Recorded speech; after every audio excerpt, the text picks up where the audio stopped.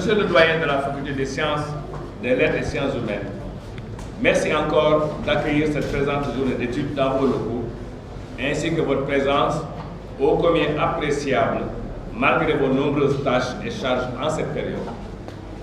Permettez-moi donc de vous renouveler notre affection et notre soutien, puisque vous abattez un travail titanesque à l'intérieur de cette faculté. Merci beaucoup. Merci à tous nos collègues venus des régions, ainsi qu'à nos invités. Monsieur le conseiller de Monsieur le Président de la République, M. Hamidou Dia, merci d'avoir fait le déplacement. Monsieur le professeur Djibril Samb, qui vient de nous quitter, son amitié nous honore et vous êtes tous venus pour discuter avec les initiateurs de cette demi-journée, en particulier Monsieur le doyen de l'Inspection générale de l'éducation, M. Ndiogou Faye, les hygiènes du collège d'allemand, Mme Khadifal et M. Dafadem, qui nous accompagnent dans cette tâche, la FASTEF avec M. Lamindou, l'Université Gaston Berger de Saint-Louis avec M. Maguette Ndiaye, l'Association des professeurs d'allemand du Sénégal avec son président, Malik Ndaw, de la situation créée dans l'enseignement de l'allemand et les études germaniques suite à la décision prise par M. le Président de la République par décret 2014-632 du 7 mai 2014 de supprimer dans le cycle moyen cette discipline. Nos remerciements à M. le directeur de l'Institut Goethe, le professeur Michael Jaïsman. Monsieur le directeur, merci de votre présence personnelle et aussi d'avoir explicitement reconnu l'importance des relations multiformes qui nous unissent dans une grande complicité scientifique et en particulier en honorant de la médaille Goethe de l'Institut Goethe certains de nos collègues du collège, du secondaire comme du supérieur il y a quelques années. Merci.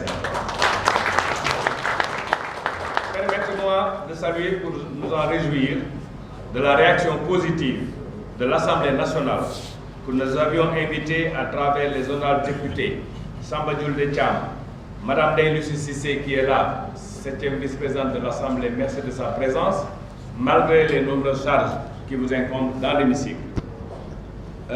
Mme Hélène Tine, qui s'est très tôt engagée à nos côtés à Thiès, l'honorable député Hawadja Thiam et Madame la présidente de la commission éducation de l'Assemblée, Mme Siré Ndiaye. L'intérêt porté à cette journée ne pourra malheureusement pas être concret pour ces députés, dans la mesure où, au dernier moment, et ils me l'ont fait savoir par téléphone hier, les honorables députés sont dans l'obligation de ne pas déserter l'hémicycle. Cet intérêt nous conforte néanmoins dans l'idée qu'ils se sont montrés disponibles pour soutenir cette initiative et discuter les arguments du ministère de l'Éducation nationale lors de son prochain passage à l'Assemblée nationale, à travers des informations qui seront données tout à l'heure, de même que l'argumentaire que nous développons à cet effet. Je voudrais rappeler que si le ministre de l'Éducation passe à l'Assemblée, ce sera pour la seconde fois, puisqu'il est déjà passé à l'Assemblée, qu'il a été interpellé par les députés et qu'il a essayé de justifier. Mais comme il va passer en plénière, je crois qu'il est important que les députés puissent l'interpeller à nouveau, pour lui montrer en tout cas l'inanité et les incohérences qui sont à la base de la prise de décision de ce décret. Cette initiative a créé les conditions d'une rencontre avec les conseils en éducation de M. le Président de la République, M. Sy et Diamé Diouf, le 22 novembre 2016. Espérons que cette rencontre qui s'est bien déroulée d'après les échos reçus soit de bon augure pour des décisions prochaines. Quand le Président de la République nous a récemment reçus au Palais, à l'occasion de la commémoration des 50 ans du Festival mondial des arts nègres, le professeur Hamidou Dia a abordé la question devant nous, sensibilisant déjà la plus haute autorité sur la question.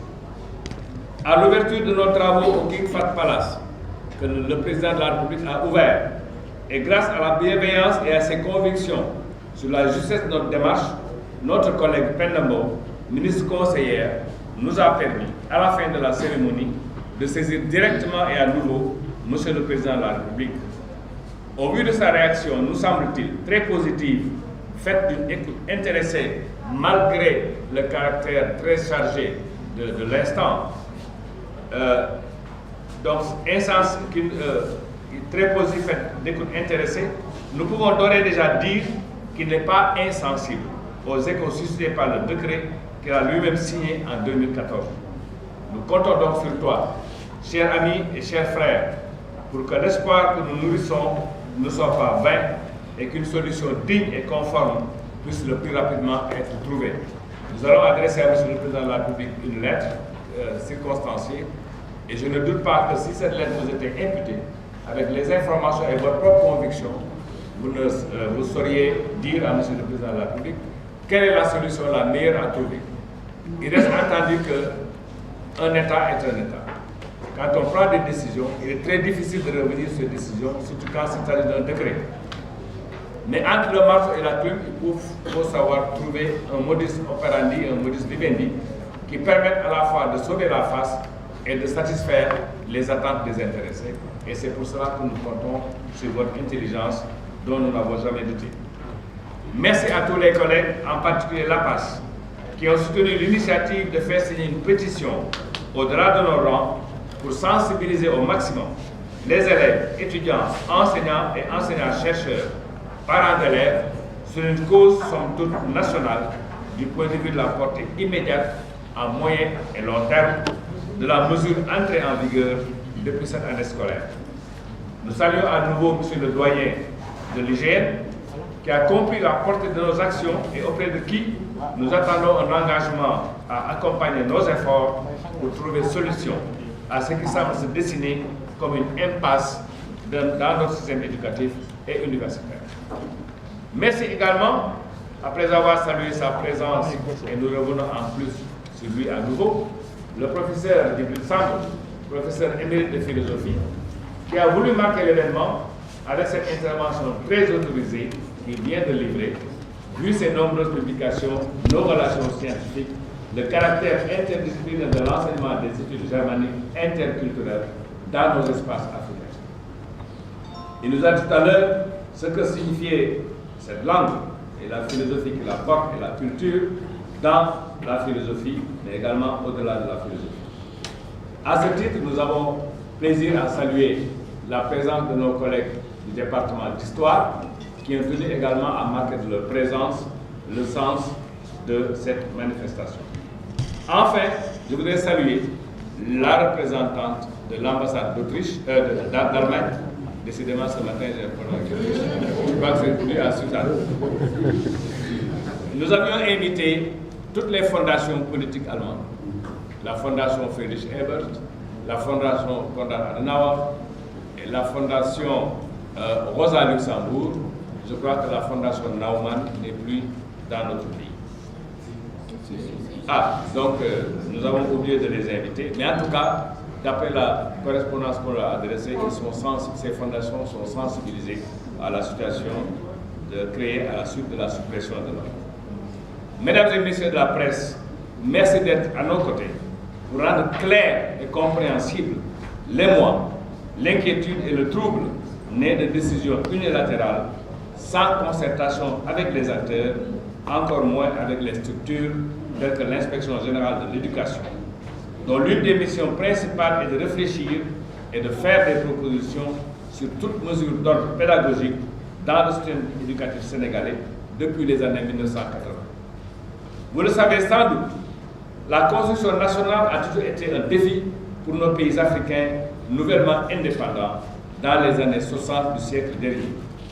Nul autre que le président poète Léopold Sédar Senghor ne l'a mieux compris, lui qui, dès les années 1949, exhortait ses compagnons du mouvement de la négritude et le monde à suivre l'exemple du géant de Weimar dans sa conception de la littérature universelle, la Weltliteratur, qui bannissait toute étroitesse nationale et tout nationalisme, en étudiant et en approfondissant la connaissance des langues étrangères pour mieux connaître la sienne à des fins de dialogue interculturel, surtout dans ces temps agités, nés d'une mondialisation qui pousse à des formes d'émigration désastreuses, à des replis identitaires susceptibles de perturber le développement harmonieux des peuples, de créer des instabilités nuisibles à l'humanité. Les hommes se rencontrent dans le monde des idées et celles-ci sont portées par des peuples et des civilisations. Léopold Sédar Senghor l'a tellement compris que ses références à l'Allemagne du XVIIIe siècle à nos périodes contemporaines sont suffisamment explicités dans son œuvre magistrale, dans laquelle foisonnent formulés ses emprunts dialectiques à la pensée allemande.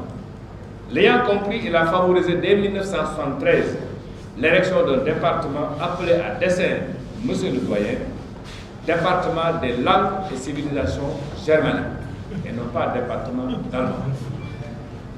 Nous n'avons pas le droit de sacrifier cet important héritage humaniste, conceptuel, riche et porteur, en ne créant pas les conditions du plein épanouissement de la langue de Goethe, de Schiller, de Hölderlin, de Marx et d'Engels, de Hegel, pour ne citer que certains exemples, de pensée et de réflexion qui poussent à la formation d'un homme intégral, pour reprendre Senghor.